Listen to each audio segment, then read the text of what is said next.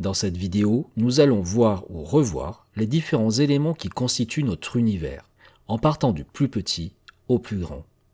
Les distances et tailles indiquées sont très approximatives, c'est ce que l'on appelle l'ordre de grandeur, que tu peux découvrir dans la vidéo suggérée.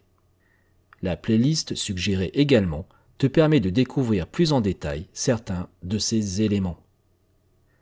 Tout d'abord, nous vivons sur une planète, c'est-à-dire un astre sphérique qui a nettoyé son orbite autour du Soleil.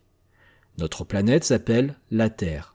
Son diamètre est d'environ 10 exposant 4 km.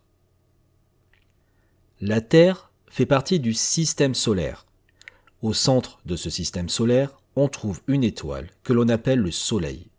Sa taille est d'environ 10 exposant 6 km et nous tournons à environ 10 exposant 8 km de son centre. Il y a 8 planètes qui tournent autour de notre étoile.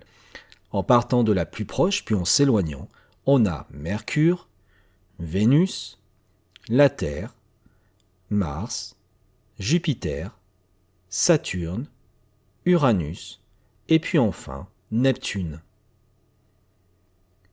Autour de ces planètes tournent également parfois des objets appelés satellites.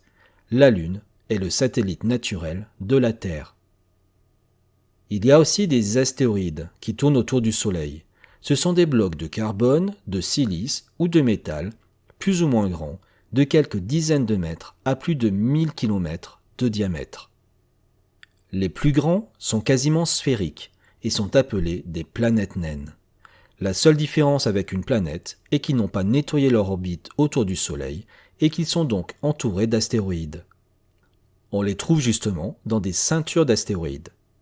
Pluton est une des planètes naines les plus connues. Il existe aussi des comètes. Ce sont des blocs d'eau gelée et de poussière qui ont une trajectoire très allongée. Tantôt elles passent près du Soleil, tantôt elles en sont très éloignées. Près du Soleil, l'eau se sublime en vapeur et les poussières sont libérées dans l'espace. Ce sont elles, en brûlant dans l'atmosphère de la Terre, qui créent les étoiles filantes. Ces poussières font quelques millimètres seulement. Et ce sont elles, également, en réfléchissant la lumière du Soleil, qui font apparaître ce que l'on appelle la queue de la comète. Les comètes elles-mêmes font de quelques mètres à quelques centaines de kilomètres de diamètre. Notre système solaire s'étend sur environ 10 exposant 10 km et fait lui-même partie d'un ensemble de plusieurs centaines de milliards d'étoiles appelées galaxies. Notre galaxie a pour nom la Voie lactée.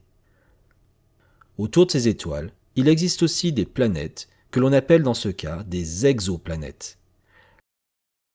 Le diamètre de notre galaxie est d'environ 10 exposant 18 km.